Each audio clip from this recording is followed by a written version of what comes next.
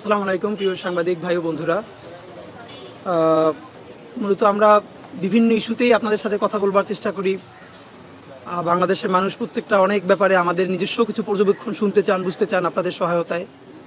কিন্তু এই milestone tragedy নিয়ে কথা বলবার মতো আসলেই কোনো শক্তি আমাদের নাই। মানে ভয়াবহ ট্রমা এবং এই জুলাইয়ের মধ্যে আমাদের আবার এরকম একটা জুলাই আমাদের জীবনে চলে আসলো। মানে আমরা এটা ভিডিওটা আমরা দেখে শেষ করতে পারি না যে একটা ছোট বাচ্চা সারা পোড়া শরীর নিয়ে ছুটে যাচ্ছে সাহায্যের জন্য, এবং একটা ভয়াবহ প্রজন্ম আমরা তৈরি হয়েছি।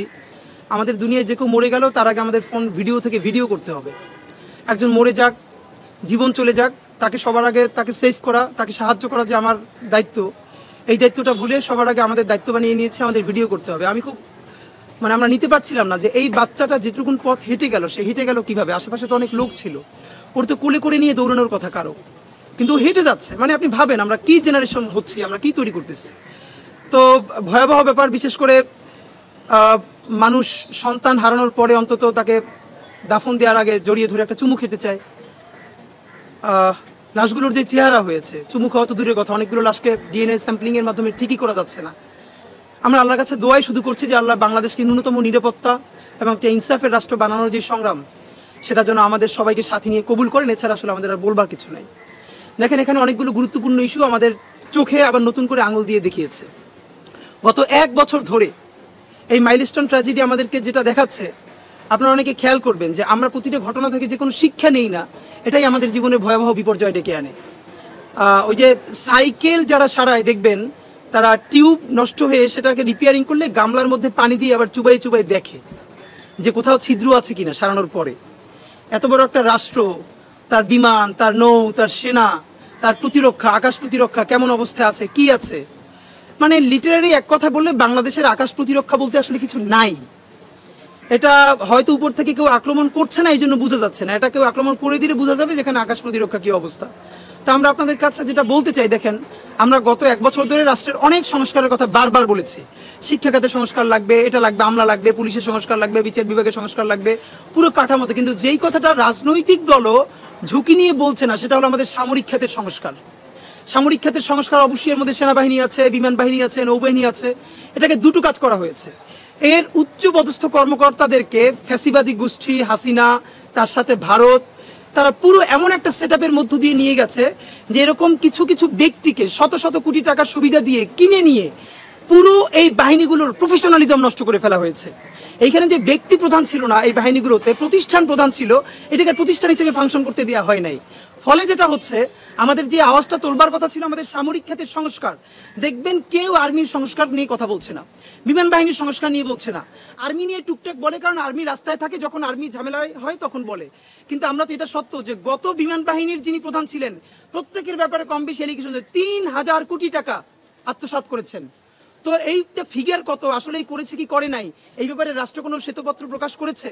দেখেন, বিমান বাহিনীর করাপশনগুলো হলো, এরা যেহেতু বড় বড় যুদ্ধ বিমান কেনে, প্রতিরক্ষা খাতে কিনে, এইখানে এত বেশি টাকার করাপশন হতে পারে এটা জনগণের জানা সম্ভব না, এর কারণে এগুলো প্রকাশও করা হয় না। কিন্তু কত টাকা দিয়ে কোন বিমান কেনা হলো আর সেই কোন বিমান জনগণের মাথার উপরে ভেঙে পড়লো, এইটা জানার ন্যূনতম এখতিয়ার তো রাষ্ট্রের জনগণের আছে। কারণ এই বিমান, এই নৌজাহাজ সবই তো রাষ্ট্রের টাকায়, জনগণের টাকায় কেনা হয়। তা আমরা আপনাদেরকে শুধু একটা কথা বলি, এই ব্যাপারে অনেক কথা হচ্ছে, কিন্তু আমরা কি একটা কথা বলছি মাইলস্টোন ট্র্যাজেডির পরে যে এদের বিচার হবে, সবই হবে, কিন্তু বর্তমানে আমাদের আকাশ প্রতিরক্ষার দুর্বলতাটা কেমন? আপনি ভাবেন, বর্তমানে যে আমাদের যুদ্ধ বিমান যেটা ওখানে ক্রাশ করলো, এটা তো যুদ্ধ বিমান, একটা ফাইটার জেট, এবং এই ফাইটার জেটের যে মডেলের বয়স, এটা আমাদের এই জেনজি যারা আছে তাদের অনেকের বাপের বয়সেরও বেশি। মানে জেনজি যারা, তাদের যে বাপের বয়স তার চেয়ে ওই মডেল পুরনো। 90-এর পরে দুনিয়ার আর কোনো দেশে এগুলোর কোনো মানে প্যাটার্ন চলেই না এভাবে। আপনি এরকম সেকেলে একটা বিমান দিয়ে, যুদ্ধ বিমান দিয়ে আপনি চালাইতেছেন, এবং কোনটা আপনার প্রতিবেশী দেশ হইল যে পৃথিবীর 4র্থ সামরিক শক্তিতে, আর সেইখানে আপনি কটকটি মার্কা এইসব যুদ্ধ বিমান দিয়ে, মানে এগুলোর মানে কি? যদি না পারে বলবেন আমার সিঙ্গাপুর তো এরকম থেকে চলে এসেছে, বলেছে আমাদের এরকম সামরিক খাত পালতে পারবো না, এর চেয়ে আমরা এটা চিকিৎসা খাতে খরচ করি। তা আপনারা যদি একটা লিটারারি ভালো সামরিক খাত তৈরি করতে পারেন তাহলে করবেন, আর নইলে সমস্ত সামরিক খাতের টাকা বাংলাদেশের শিক্ষা ব্যবস্থায় আর চিকিৎসা ব্যবস্থায় আপনারা ট্রান্সফার করে দেন। বাংলাদেশের শিক্ষা ব্যবস্থা উন্নতি হয়ে গেলে, চিকিৎসা ব্যবস্থা উন্নতি হয়ে গেলে সিঙ্গাপুরকে আমরা ছাড়াই যেতে পারবো, সময় লাগবে 10 বছর। তো আপনি প্রতিরক্ষা খাতে সব থেকে বেশি খরচও করতেছেন, কিন্তু কিনতেছেন ভাঙ্গারি বিমান, ভাঙ্গারি নৌজাহাজ, আর শিক্ষা খাতেও বরাদ্দ হইতেছে না, চিকিৎসা খাতেও বরাদ্দ হইতেছে না।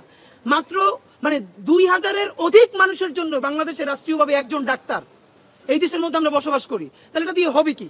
তো আপনাদেরকে যেটা আর একটা চোখে দেখায় ব্যাপার, এই যে নতুন এসছে একটা নতুন ন্যারেটিভ, দেখেন এই আর্মি, এই ইন্টারিম, এই উপদেষ্টা যারা যা বলে উল্টোপাল্টা, এদেরকে কেউ আমরা ধরিনি এমন কোনো জায়গা নাই, কিন্তু এদের বিরুদ্ধেও যখন ষড়যন্ত্র হয় সেটা তো আমাদেরকে বলতে পারতে হবে।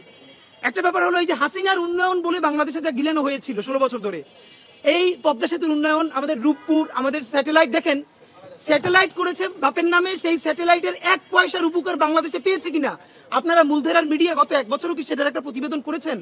যে কত হাজার কোটি টাকা খরচ করে স্যাটেলাইট পাঠানো হয়েছিল, সেটার মেয়াদ কত বছর আর কতদিন চলবে, সেই স্যাটেলাইট থেকে আমরা আসলে কয় টাকা রিটার্ন পেয়েছি? বলেছিল বিদেশেও ভাড়া দিবে, কোথায় ভাড়া দিয়েছে? এমন ভাবে করাপশন তারা শিখেছে, শিখলে আসলে আওয়ামী লীগের মতোই শিখতে হয় করাপশন। এই জন্য তো বিএনপি আসলে করাপশন করেও পারবে না, ওই বুদ্ধিও নাই, এর চেয়ে তার হেদায়েতের পথে থাকাই ভালো।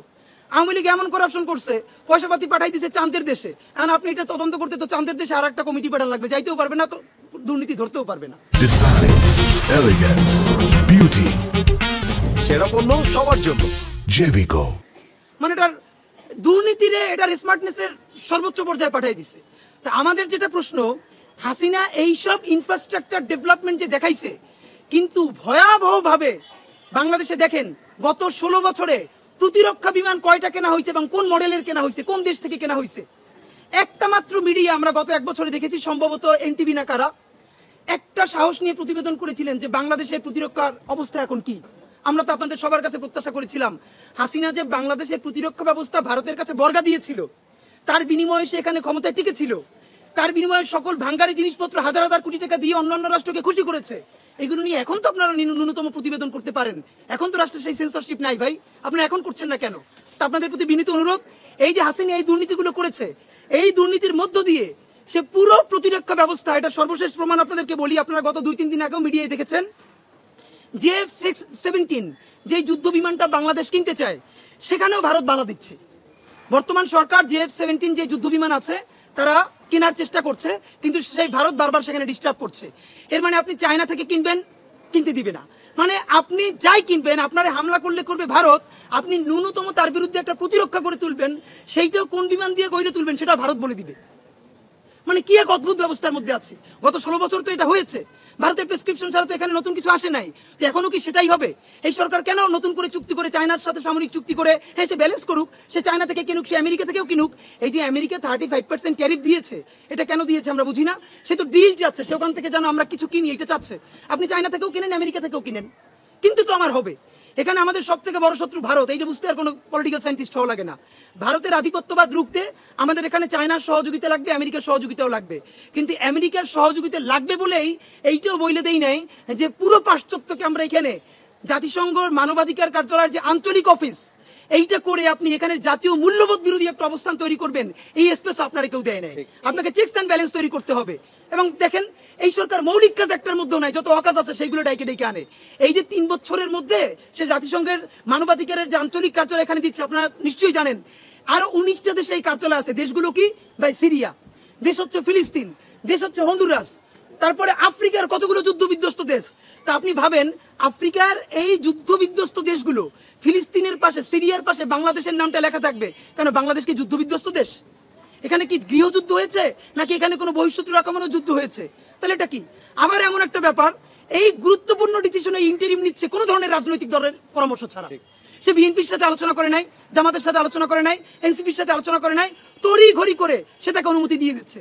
তার থেকেও ভয়াবহ ব্যাপার হলো এই কাউন্সিল বলছে যে এই সরকারের মধ্যে, এই রাষ্ট্রের মধ্যে যারা কাজ করবে এই সকল দায় বাংলাদেশ রাষ্ট্রকে নিতে হবে, জাতিসংঘের কোনো কর্মকর্তা দায় নিতে পারবে না। মানে কি? এখন আমরা এটা বুঝি, এগুলোর মধ্য দিয়ে আপনারা এখানকার যে আমাদের জাতীয় মূল্যবোধ, হিন্দু মুসলিম নির্বিশেষে, সেই মূল্যবোধের বিরুদ্ধে আপনাদের এখানে ভিন্ন এজেন্ডা আছে। এখন আমাদের যেটা করতে হবে, আমরা ভারতের আধিপত্যবাদ মোকাবেলায় পশ্চিমাকে এই এজেন্সিও দেই নাই যে আপনি এখানে আমাদেরকে এই অখাদ্য চাপাই দিবেন। আপনারা যে ফিলিস্তিনে মানবাধিকারের আঞ্চলিক কার্যালয় করেছেন, গণহত্যা থামছে ফিলিস্তিনে, সিরিয়ায় করছেন, সিরিয়ায় গণহত্যা থামছে, তো সিরিয়া, এটা কি সিরিয়া, এটা কি ফিলিস্তিন, এটা কি আফ্রিকার যুদ্ধ বিধ্বস্ত দেশ? এখানে এটা লাগবে কেন?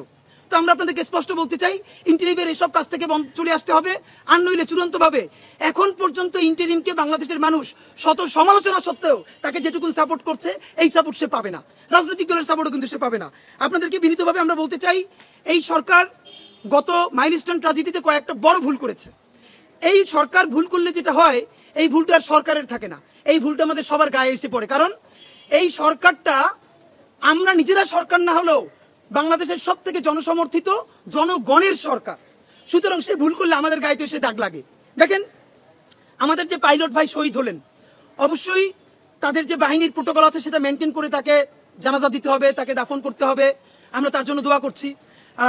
কিন্তু আমরা একটা কেমন একটা এলিটপনা আমাদের মধ্যে তৈরি হয়ে গেছে। এবং মুক্তিযুদ্ধেও দেখেন 7 জন বীরশ্রেষ্ঠ, এর মধ্যে সিভিলিয়ান কয়জন?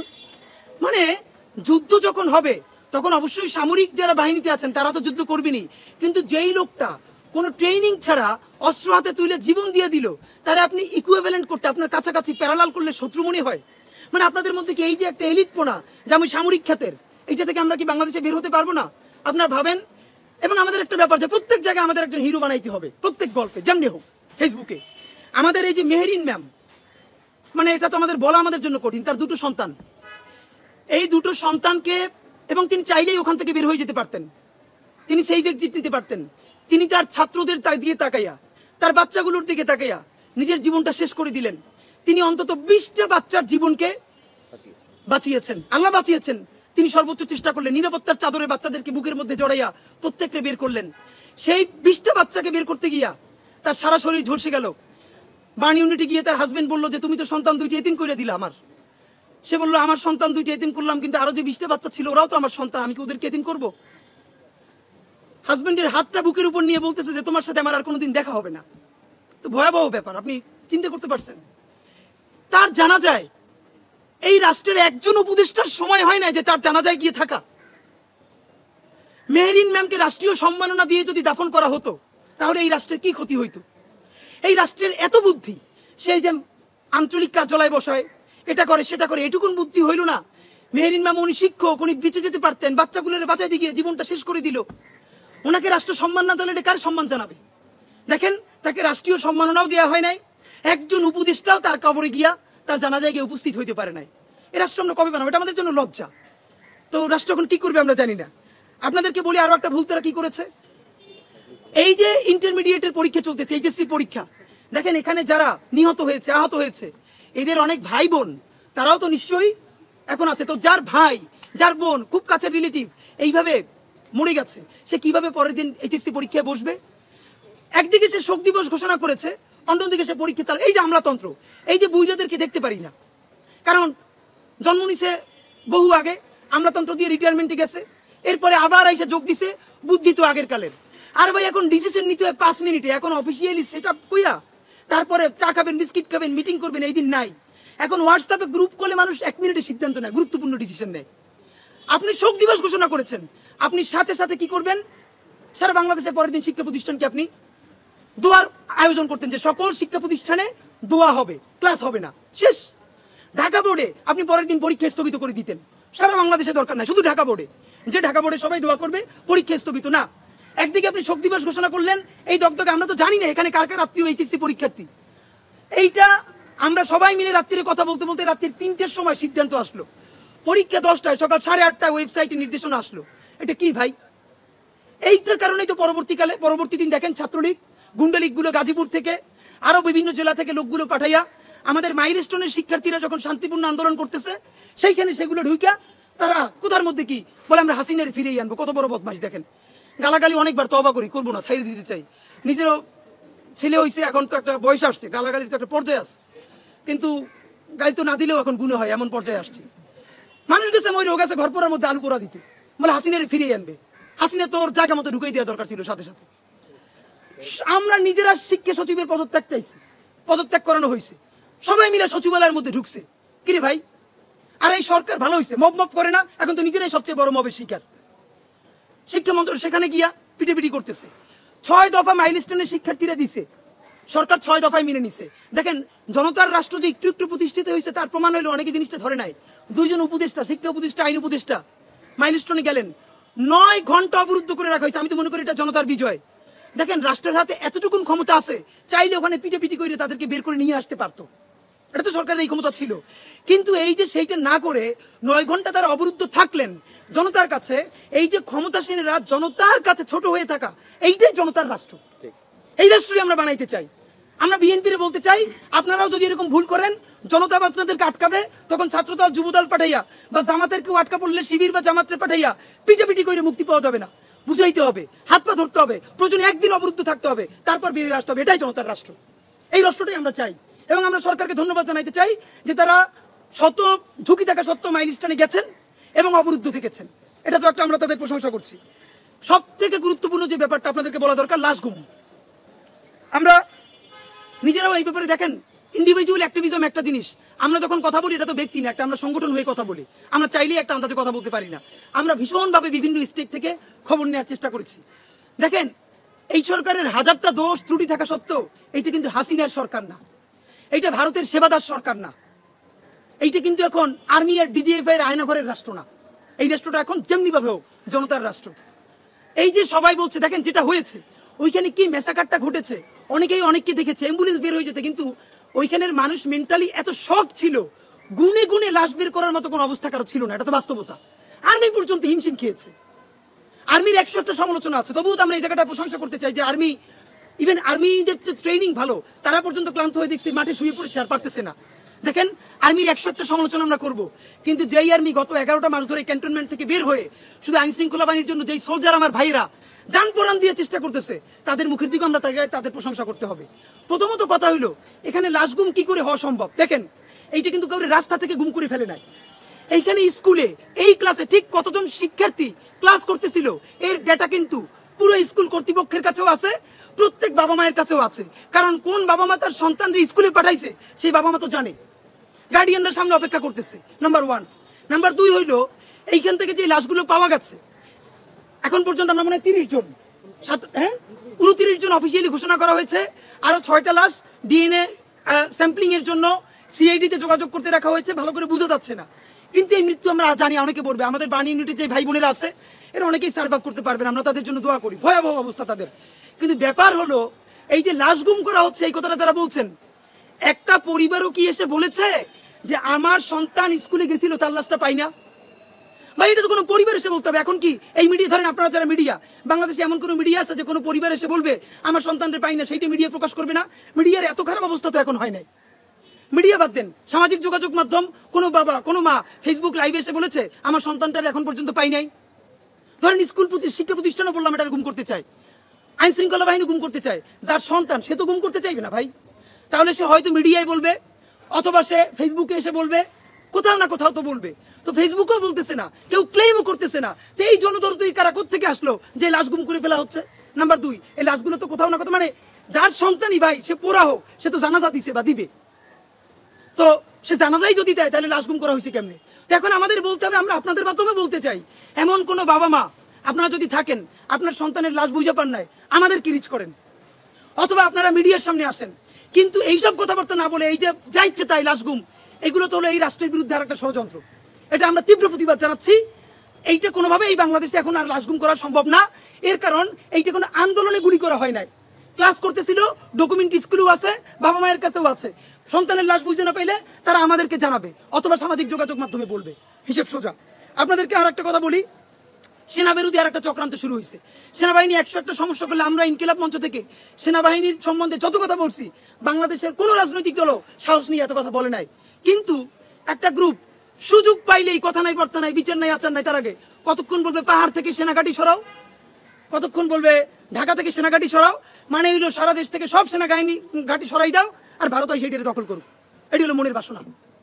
পাহাড়েও সেনা থাকতে পারবে না, সমতলেও থাকতে পারবে না, থাকবে খালি ওরা আর থাকবে ভারত। এটা কি ভাই? গঠনমূলক সমালোচনা করেন, কোন জায়গায় ইস্যু সেইটা অ্যাড্রেস করেন। মন চাইলে সেনাবাহিনীর উস্কাই দিলে, শত কথার মধ্যে একটা কথা বলি আপনাদেরকে, এই দেশের সেনাবাহিনী দুর্বল হয়ে গেলে লাভ কার বলেন তো? এই দেশ সেনাবাহিনী যদি দুর্বল হয়, লাভ কার আর লস কার? লস হইল বাংলাদেশে, লাভ হইল প্রতিবেশী দেশের। সুতরাং এই টোনে যারা কথা বলে, এদেরকে বাংলাদেশের মানুষ যাতে চিনতে ভুল না করে, তাদের প্রতি বিনীত অনুরোধ জানাই রাখি। নতুন আর একটা ফাতরামি শুরু হয়েছে। এই ফাতরামিটা 1 বছর ধরে এই সুশীলরা করতেছে। আপনাদেরকে আবার মনে করি, আমাদের আনু মোহাম্মদ স্যারেরা এই যে আমাদের ঢাকা ভার্সিটির ইংলিশ ডিপার্টমেন্টের এমিরিটাস প্রফেসর সিরাজুল ইসলাম চৌধুরী স্যারেরা, ভাই আমার জন্ম থেকে যেদিন তারে চিনি, সে কোনো সরকার চেনে না, প্রধানমন্ত্রী চেনে, সে খালি চেনে রাষ্ট্র, কেউই চেনে না। রাষ্ট্র খারাপ, রাষ্ট্র এইটা করছে, রাষ্ট্র এইটা করছে। তার সমস্ত শিষ্যরা হাসিনা যখন গুম করে, খুন করে, হত্যা করে, ধর্ষণ করে, দিনের ভোট রাত্রে করে, এমন কোন জঘন্য হত্যাকাণ্ড নাই করে না, ভারতের সেবাদাসগিরি করে, তাবেদারি করে, একদিনও বলে না এটা হাসিনা করে, এইটা আওয়ামী লীগ করে। কে করে? রাষ্ট্র। ওমা, এখন এরা হেদায়েত পেয়ে গেছে। এই 1 বছর ধরে এখন আর রাষ্ট্র বলে না, এখন বলে ইউনুস করে, ইন্টারিম করে। মানে হিপোক্রেসির তো একটা চূড়ান্ত পর্যায়ে থাকা দরকার ভাই। বইরে হয়ে গেছেন, বইরে যাবেন। আল্লাহ রাসূলেরও বিশ্বাস যদি না করেন, তাও তো ন্যূনতম একটা চিন্তা করেন যে মানুষ ফাতরা বলে। আপনারা এতদিন বাচ্চাদেরকে এখন যেগুলো বলছে, আপনাদের সারা জীবন বলছো। দেখেন আগে স্লোগান দিছে এইখানে, যেই রাষ্ট্র মানুষ মারে সেই রাষ্ট্র ভেঙে দাও। এখন আর রাষ্ট্র ভাঙতে বলে না, এখন বলে ইন্টারিম ভেঙে দাও। কেন ইন্টারিমের প্রতি তোরা তো জ্বালা কেন? তুই আগেও কইছো রাষ্ট্র ভাঙতে, এখনো কবি রাষ্ট্র ভাঙতে। হাসিনার আমলে কইছে রাষ্ট্র ভেঙে দাও, এখন কয় ইউনুসরে ভেঙে দাও, ইন্টারিমরে ভেঙে দাও। ভেঙে আনবি কেন? তোর ভারতেরই আনবি। মানে কি ভাই? কিন্তু এর একটা ভাব নেওয়ার চেষ্টা করে। এরা প্রচুর শুদ্ধ কথা বলে, রবীন্দ্রসঙ্গীত গায়, শান্তিনিকেতনে যায়। এরা আরবান এলিট, পশ, গুলশান, ধানমন্ডি, বাড়িধারায় তারা প্রচুর কালচার করে, আর্ট করে, কিন্তু মূলত যা করে ভারতের দালালি করে। তা আমরা যেহেতু ইংলিশে বলি না, এই জন্য তো পশ মনে হয় না। তো আপনাদেরকে যেটা বলি ভাই, আপনাদের মাধ্যমে বাংলাদেশের রাজনৈতিক দলের কাছে একটা বিনীত অনুরোধ করতে চাই। সেটা হলো, যে কোনো বিপদ আপদে আপনারা যে দলীয় প্রধান বা সেক্রেটারি সব জায়গায় যান, হসপিটালগুলোতে দেখেন আপনাদের সাথে লোক যায় 200-300। কি ভয়াবহ একটা অবস্থা হসপিটাল তৈরি হয়। আপনাদেরকে হসপিটালেরা কিছু বলতে পারে না, কেউ কিছু বলতে পারে না, আপনারা শোডাউন দিয়ে আসেন। একদিকে বিএনপি যায়, একদিকে জামাত যায়, একদিকে অন্য পার্টি যাবে। আপনাদেরকে একটা বিনীত অনুরোধ করি, এখন যদি নাও যায় তাইলেও আবার একটা রাজনৈতিক দলের সমস্যা আছে। জনগণ বলবে মানুষ মরে গেছে, বিএনপি যায় নাই, মানুষ মরে গেছে, জামাত যায় না, এনসিপি যায় না, আছে তারাও জ্বালায়। তো আমরা বরং জনতার আগে একটা অনুরোধ করি, জনতার তরফ থেকে রাজনৈতিক দলরাও বলি, এখন থেকে যত এরকম আমাদের বড় কোনো বিপর্যয় ঘটবে, ভলান্টিয়ারিং করার জন্য আপনারা বাইরে আপনাদের প্রশিক্ষণপ্রাপ্ত কর্মী দেন, বাইক সার্ভিস দেন, অন্যান্য সাপোর্ট দেন। প্লিজ আপনারা যারা উপরের শ্রেণীর নেতৃবৃন্দ, আপনারা হসপিটালের প্রথম দিকে ঢুকেন না। পুরো চেইন অফ কমান্ড হসপিটালের ভেঙে পড়ে। আরে ভাই, আইসিইউতে ঠেইলে পর্যন্ত 20 জন চলে যায়। আইসিইউতে ইনফেকশন হইলে আপনার তো দায় নেওয়া লাগবে, কিন্তু ডাক্তার ভয় আপনাদেরকে বলতে পারে না। তা আমরা রাজনৈতিক আপনাদেরকে অনুরোধ করি, জনগণ বিপর্যয় হইলে আর রাজনৈতিক দলকে বলবেন না তোমরা কেন যাও না। পারলে হ্যাঁ, জামাতকে একটা ধন্যবাদ জানাই। জামাত দেখেছি 50 লাখ টাকা তারা এই ফান্ডে দিয়েছে। এবার বিএনপির বলবো আপনারা এখানে 1 কোটি টাকা দেন, অন্যান্য দল বলবো আপনারা 2 কোটি টাকা দেন। এই কাজগুলো করেন, ভলান্টিয়ার দেন, টাকা দিয়ে সাহায্য করেন। প্লিজ হসপিটালে আপনারা শোডাউন দিয়েন না। আপনাদের মাধ্যমে এই ক্ষেত্রের সর্বশেষ কথা, না খেয়ে হলেও, একবেলা খেয়ে হলেও আমাদের অত্যাধুনিক সামরিক সক্ষমতা বাড়াইতে হবে। বাংলাদেশের আকাশ প্রতিরক্ষা বলতে লিটারারি কিছু নাই। আমাদের অত্যাধুনিক, আমাদের আকাশ প্রতিরক্ষা লাগবে, বিমান লাগবে, যুদ্ধ বিমান লাগবে, আমাদের নৌ প্রতিরক্ষা লাগবে। যদি আপনারা কোনো করাপশন ছাড়া, দুর্নীতি ছাড়া প্রমাণ করতে পারেন, মানুষকে বুঝাইতে পারেন যে আমরা এখন সব থেকে বড় যুদ্ধ বিমানগুলো কিনবো, কিন্তু 1 টাকাও দুর্নীতি করব না, আমরা বলতেছি বাংলাদেশের স্বাধীনতা, সার্বভৌমত্ব এবং এর জমিনকে বাঁচানোর জন্য আমরা যখন জীবনই দিয়ে দিতে চাই, তখন একবেলা না খাইয়া হইলেও আমরা আমাদের সামরিক খাতকে বিশ্বের শ্রেষ্ঠ সামরিক খাতের একটা বানাইতে চাই। কিন্তু আপনাদেরকে প্রমাণ করতে হবে, বিমান বাহিনী, সেনাবাহিনী, নৌবাহিনীকে, যে আমরা যুদ্ধ বিমান কিনতে গিয়া হাজার হাজার কোটি টাকা করাপশন করবো না। এইটা আপনাদেরকে প্রমাণ করতে হবে। আপনাদের মাধ্যমে সর্বশেষ বলতে চাই, আমাদের যে ভাইয়েরা শহীদ হয়েছেন, এখন আহত আছেন, বিমান বাহিনী আপনাদের আগের অফিসাররা হাজার হাজার কোটি টাকা মাইরে খাইছে, ওই টাকাগুলো উদ্ধার করেন। প্রত্যেককে সর্বোচ্চ সাপোর্ট দিতে হবে রাষ্ট্রীয়ভাবে। নাম্বার 2, যারা আহত আছেন সর্বোচ্চ চিকিৎসা করতে হবে, প্রয়োজনে বিদেশ নিয়ে যেতে হবে। এবং চূড়ান্ত কথা হইল, যেই কথাটা অনেকে বলে নাই, যে লোকালয় থেকে এখান থেকে উঠাই নিতে হবে। দেখেন এইটার ব্যাপারে বিমান বাহিনীর প্রধান একটা বক্তব্য দিয়েছেন। তিনি বলেছেন বাংলাদেশের গুরুত্বপূর্ণ যে অফিস আদালত, যেগুলো বহির্শত্রুর আক্রমণ যদি ঘটে কোনোদিন, সাথে সাথে সিকিউর করতে হলে এখানে এই ঘাঁটি লাগবে। চিটাগাং থেকে, যশোর থেকে আইসা সেটা রক্ষা করতে পারবে না। এখন আমরা ইতিমধ্যে জেনেছি, নিশ্চিত না, আপনাদের মাধ্যমেও জানতে চাই, ঠিক স্কুলের যে বিল্ডিংটা, এই পাতটা নাকি বিমানের এই চলার পাত, এইখানে এই বিল্ডিংটা নাকি বৈধ ছিল না। আমরা আপনাদের মাধ্যমে নিশ্চিত হতে চাই, মিডিয়ার ভাইয়েরা প্লিজ আপনারা অনুসন্ধান করেন যে হাসিনার আমলে আসলেই ভিন্ন কোনো লেনদেনের মাধ্যমে জোর করে এই বিল্ডিংটা করা হলো কিনা। তাহলে এই স্কুল কর্তৃপক্ষকেও দায় নিতে হবে, কেন তারা জোর করে এখানে এই ভবন বানাইলো। আর অবশ্যই বাংলাদেশের বিমান প্রতিরক্ষা, আপনারা মানুষ তো মারছেন, এই পাইলটটার জীবন গেল, এইরকম ভাঙ্গারি জিনিস আপনারা কেমনি একজন উঠেই দেন ভাই? অ্যাক্সিডেন্ট তো ঘটতেই পারে, কিন্তু তাই বলে এরকম পুরনো মডেল জিনিসকে আপনারা উঠাবেন? এই ব্যাপারে চূড়ান্ত কথা, অতি দ্রুত এটার সাথে জড়িতদের বিচার করতে হবে, সকলকে ক্ষতিপূরণ দিতে হবে এবং যারা আহত তাদের সর্বোচ্চ চিকিৎসার ব্যবস্থা করতে হবে। তবে এইটাকে ক্যাশ করে ছাত্রলীগ, আওয়ামী লীগ, গুন্ডা লীগ, গুজব লীগ, সুশীল লীগ যদি নতুন কোনো কেওয়াস তৈরি করতে চায়, তাহলে তাদের যা আছে সেটার ভেঙে দিতে হবে। সরকার যা পারে সেটার সমানে পিটিয়ে ভেঙে ফেলতে হবে, আর কোনো কথা নাই। যেইটার আজকের গুরুত্বপূর্ণ কথা, এইটা 2 মিনিট। জুলাই সনদ আপনারা সবাই জানেন। জুলাই সনদ নিয়ে হাজারবার কথা বলতে বলতে ক্লান্ত হয়ে গেছে। এখন যেটা দেখি, বিএনপিও বলে 31 তারিখের মধ্যে জুলাই সনদ লাগবে। জামাত তাদের প্রোগ্রামের 7 দফার মধ্যে একটা দফাই রেখেছে, জুলাই সনদ লাগবে। এনসিপি তো 3 তারিখ নিজেরা ঘোষণাই করতে চায়। সরকারের আলী রিয়াজ সাহেবও বলে যে জুলাই সনদ 31 তারিখের মধ্যে দিতে চাই। তাহলে ভাই জুলাই সনদ চায় না কারা? আমরা। তাহলে বুঝি আমরাই খেলি চাই না, আপনারা সবাই চান। বিএনপি চায়, জামাত চায়, এনসিপি চায়, সরকার চায়। তাহলে জুলাই সনদটা আসতেছে না কেন? জুলাই চলে যাইতেছে, জুলাই সনদের কোনো খবর নাই। দেখেন, বিমান দুর্ঘটনা হবে, লঞ্চ দুর্ঘটনা হবে, রাষ্ট্র বাইচে থাকলে হাজারটা বিপদ ঘটতেই থাকবে। কোনোভাবেই জুলাই সনদ থেকে ফোকাস সরিয়ে ফেলা যাবে না। রাষ্ট্র বিনির্মাণে যে ইনসাফের সংগ্রাম, তা থেকে ফোকাস সরানো যাবে না। আপনাদেরকে এক্স্যাক্টলি বলে দেই, সময় আজকে হলো 23 তারিখ, 31 তারিখ পর্যন্ত সময়। 31 তারিখের মধ্যে কিভাবে করবেন আর জানি না, কদ্দূর গেছেন তাও জানি না। যে কোনো উপায়ে আপনাকে জুলাই সনদ ঘোষণা করতেই হবে। সময় 31 জুলাই। ওই দিন ঘোষণা করলেও হবে না, মিনিমাম তার 2 দিন আগে এটাকে খসড়া ওয়েবসাইটে প্রকাশ করতে হবে। যা ইচ্ছে তাই আবার একটা এই 71-এর বাকশালী সংবিধানের মতো ন্যারেটিভ আপনি আবার প্রকাশ করে দিবেন, সেটা হবে না। মিনিমাম 2 দিন আগে ওয়েবসাইটে প্রকাশ করতে হবে জনতারে দেখার জন্য। 31 জুলাইয়ের মধ্যে জুলাই সনদ ঘোষণা করতে হবে। যদি না পারেন তাহলে আগামী অগস্টের 3 তারিখ, আগেও ঘোষণা করেছিলাম, আজকে আবার মনে করাই দেই, অগস্টের 3 তারিখ মানে 33 জুলাই শাহবাগ থেকে দুপুর 12টায় সচিবালয়ের সর্বাত্মক ঘেরাওয়ের উদ্দেশ্যে আমরা কফিন মার্চ ঘোষণা করেছি। শুধু আপনাদেরকে কফিন মার্চের একটা আইডিয়া বলি। এই কফিন মার্চে বাংলাদেশের অগণিত শহীদ পরিবারের বাবা মা থাকবেন, চোখ হারানো, হাত পা হারানো আমাদের অন্ধপঙ্গু জুলাই যোদ্ধারা থাকবেন, হাজারো ছাত্র জনতা অংশগ্রহণ করবেন। এই সরকারের প্রত্যেক উপদেষ্টার নামে একটা করে কফিন যাবে। যেই উপদেষ্টার জন্য যেই কফিন বরাদ্দ থাকবে, সেইটার সামনে তার ছবি থাকবে। অপশন একটা উপদেষ্টাদের জন্য আছে, কারো যদি স্বাস্থ্য বেশি ভালো হয় আগে জানাইবেন, তাহলে একটু কফিনের সাইজ বড় করব। কিন্তু কফিনে আপনার ঢোকা লাগবে, এই প্রতীকী কফিনে। বিএনপি, জামাত ইসলামী, এনসিপি আপনারা এইটা নিয়ে চাইলেও আপনারা পর্যাপ্ত প্রেসার তৈরি করতে পারেন নাই।